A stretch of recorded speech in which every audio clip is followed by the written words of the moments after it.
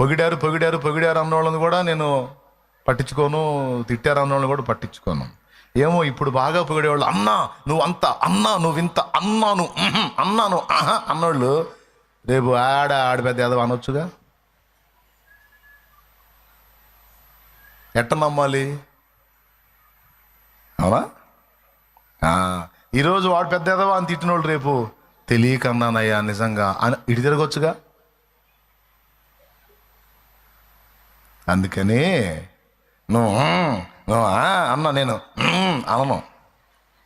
ఏడ్చాలేపో పిచ్చి మొహం అనపో, పిచ్చి మొహం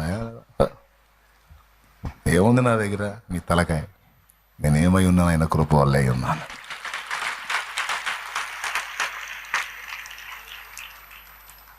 మీరు కూడా అంతే తయారు కాండి అని చెబుతున్నాను.